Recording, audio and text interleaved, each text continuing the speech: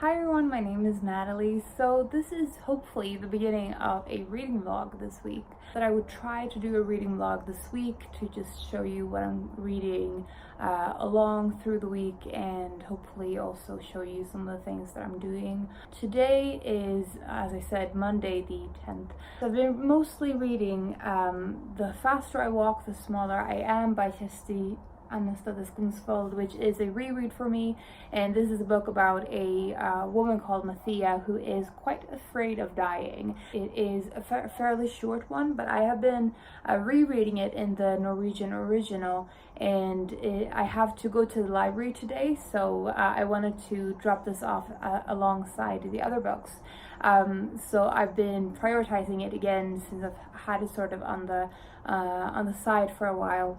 And also an audiobook that I've been listening to quite a lot today when I've been doing laundry and other things is The Rise and Fall of the Dinosaurs by Brusatte, I think.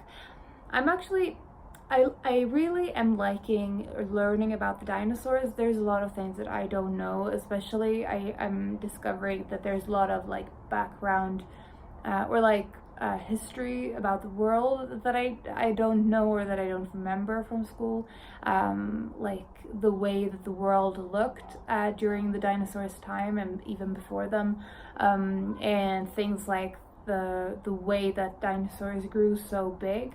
So it's been really fun in those aspects. There's a few things that I am finding less fun, like for example, there's sections about the author's own experience of sort of his friendship with various people within the dinosaur field. Some people who have either been fossil hunters or sort of paleontologists, or have been sort of significant in the progression of the knowledge of dinosaurs. So the personal stories around those people don't really interest me that much. And there's quite a few of those kind of anecdotes things. And then there's the fact that I'm finding I really wish that I had a physical copy of this book, either alongside or reading it instead of the audiobook, mainly because I am not familiar with a lot of these dinosaurs. I would really have liked to have photographs in front of me. I feel like it has been a good introduction to reading about dinosaurs, which is basically what I wanted from it anyway. Listening to nonfiction through audiobooks has been something that I liked a lot in the beginning, but I don't like it as much anymore, and I'm finding it fairly difficult to process information that way if it's not a clear story. So it can be a nonfiction, but it has to be sort of biography or memoir, I think. At least that's how I'm feeling at the moment.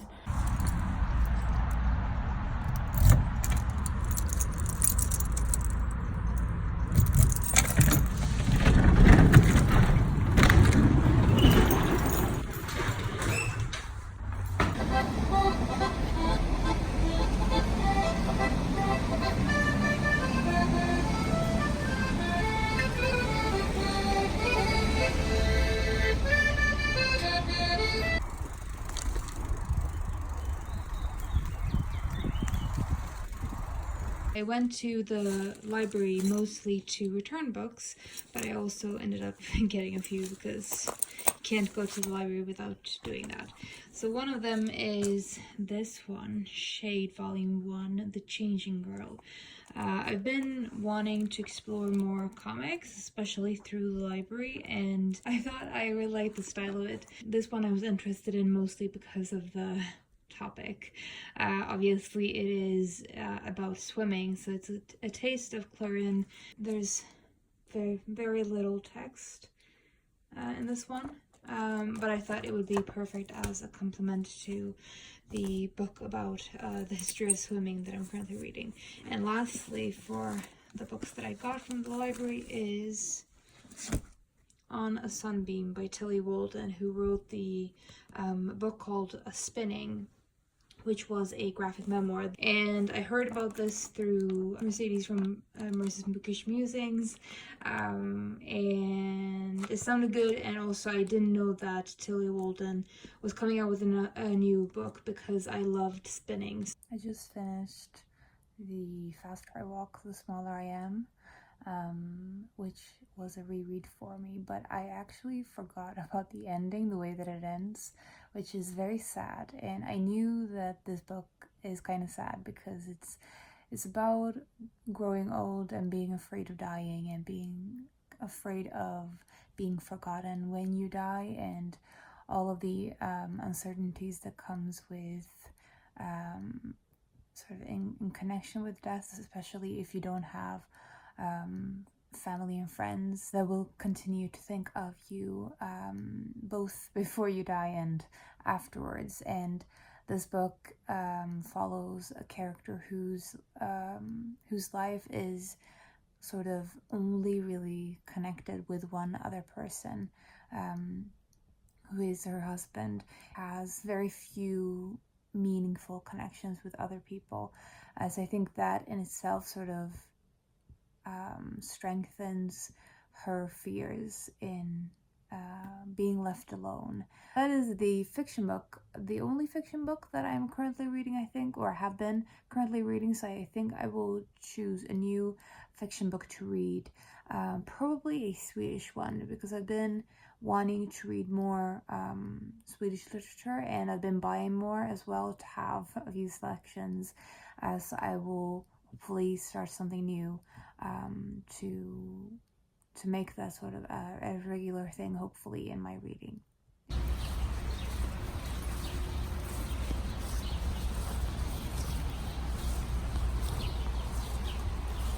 Today is a Wednesday, it's still in the morning, and one book that I finished yesterday is Swell, a Waterbiography by Landreth, which I feel like I've been reading for a long time, but it has only been about half a month, or maybe a month.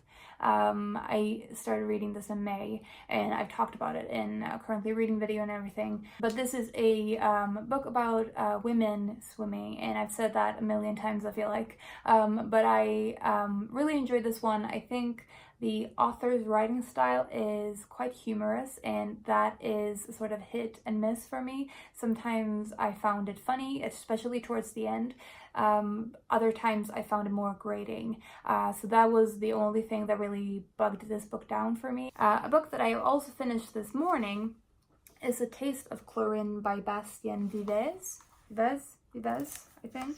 And it is translated by Polly McLean.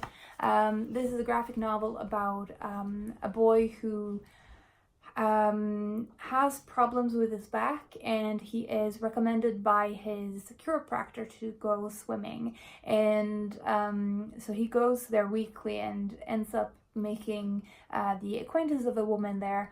I really like this one. I have to say I was very pleasantly surprised, because the art style of this didn't necessarily appeal to me immediately. It is quite sparse in the words, but the art style didn't necessarily appeal to me immediately, but I think it was really effective in getting the feeling of water and the feeling of being in a pool, even being in the showers and the changing rooms really well. I found it quite nostalgic to read, actually, but I really enjoyed this one, and I will definitely be reading more of Bastien Vivès books. I know that he has done one on ballet as well. Picked up this package of Wainwright books today. It's time to open it.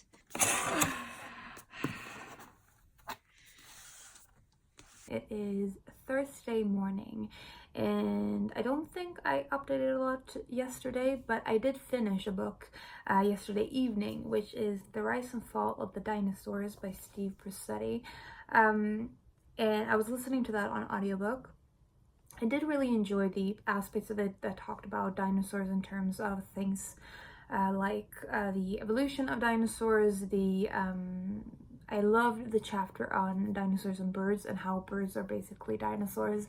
There's a lot of dinosaur names that I'm not familiar with, and I think it would have been so much better for me to have a physical copy to be able to follow along, and even have photographs, or not photographs, it was like illustrations or something, to better visualize things, because because I'm so unfamiliar with dinosaurs as a topic or as a species, it was harder for me to follow along in the audiobook. So I think I will definitely be getting the paperback, but I think that took away some of the things that I could have gotten out of this book.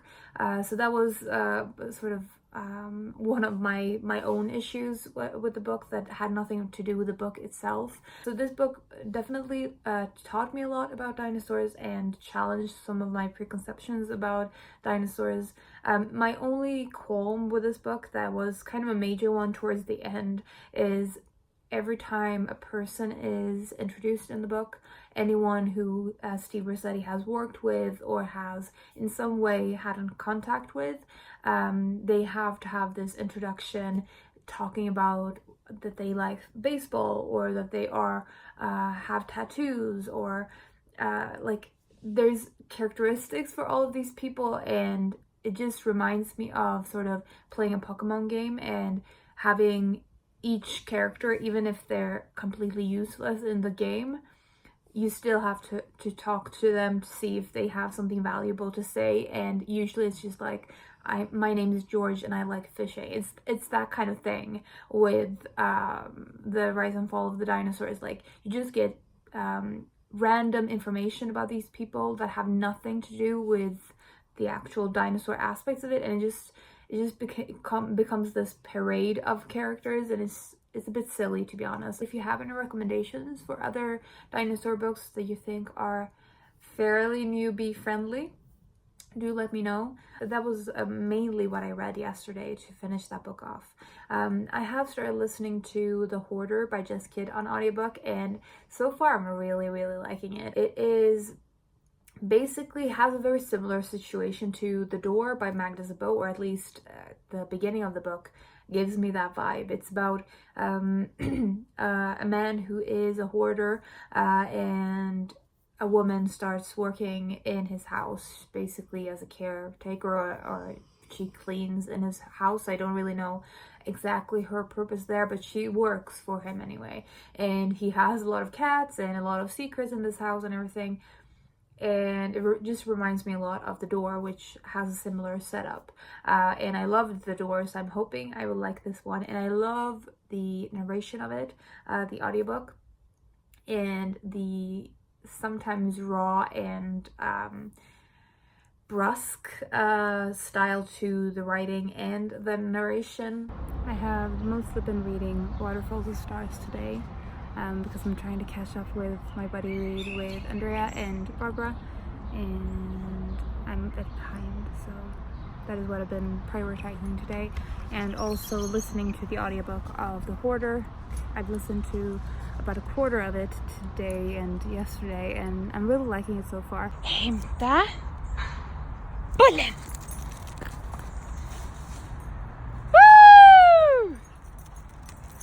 She has a coat on over her kimono.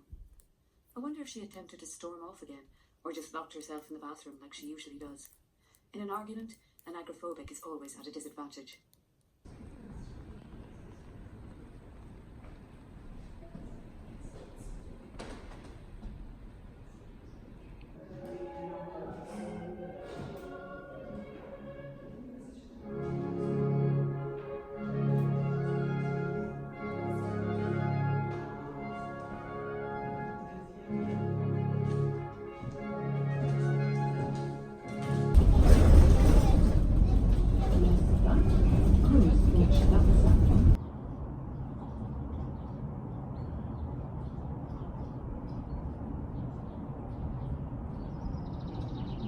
Right now it is Sunday evening. I think this will be the last update that I do for this reading vlog that I have done for this week, because it's Sunday evening and I will probably be continuing on reading the things that I have been reading today. So I thought that I would do a check-in now for the things that I've been reading today. So this morning I started my first Wainwright long list book. I've been kind of busy both yesterday because we celebrated my mom's birthday, and on Friday I was just reading the same things, and I didn't manage to do a lot of headway in, so I haven't been I haven't had the chance to start any of the Wainwright books until this morning, and the first one that I've picked is How to Catch a Mole and Find Yourself in Nature by Marc, and this is obviously a book about moles, but also written from a person who has been a mole catcher for a long part of his life, and it is sort of a combination of natural history and memoir, which is something that I always seem to enjoy. So I was interested in this prior to finding out that it was longlisted for the Wainwright this year, so I thought that I would start with this one. Also, I'm thinking that I will start off with some of the hardbacks because I will be traveling in July. I will go away to Italy for a month, and I would like to mostly bring paperbacks with me, so I thought that I would start off with this book. A book that I have been especially reading this evening, but also just in general several days in a row, because I am doing a month-long buddy read with this book. So this is Waterfalls of Stars by Rosanne Alexandra. Right now we're in the second week, so by Friday we should have been at the 180 page count.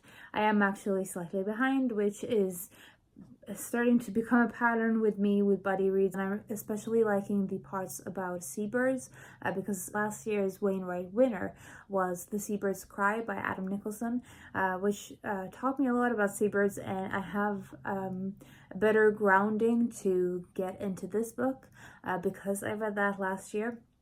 So I've really enjoyed making my way through this one, although I have sometimes a mixed reaction to the isolation that they have. I think there's a lot of it that I am drawn to, but also slightly afraid of, which I talked about in my swimming related video as well. Today I went to my local museum about the town where I live, and about its history, and also about Vikings and various other things as well. On the bus there, I continued reading a book that I have started a while back, earlier this week, I think, probably on Tuesday, which is Själarnas by Johanna Holmström, which is a Swedish historical fiction novel, and it's set in the late 19th century. It's about a woman who murders both of her kids, and she is sent to jail, and it's about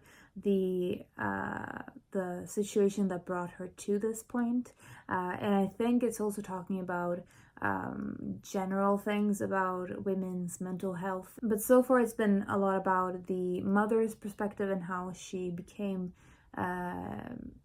how she sort of ended up in a situation that she was desperate enough to get rid of her kids. So far I'm liking it. I'm not really big on reading Swedish literature, so I would really like to change that, and this one is just hopefully gonna be one of many of the Swedish books that I read going forward. So I've been reading those 3 books in physical copies all day, and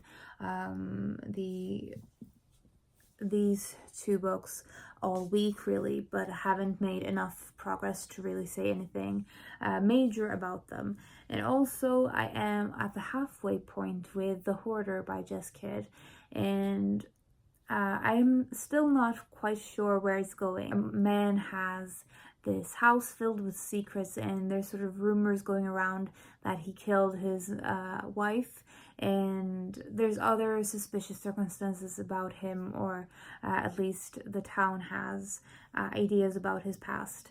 And a woman starts working as his caretaker, and she ends up sort of digging into his past and trying to figure out what happened. I really like the gothic tone to it. I like the similarities to The Door with the house that has all of these secrets, and I like the interaction between the hoarder on the one hand and the caretaker on the other. The thing that makes me confused about this book is that I don't really understand the caretaker's motivations to start digging into the hoarder's life, especially because the hoarder is very clear that he does not want her to be nosing around in his house. He has limits to where she is able to go in the house.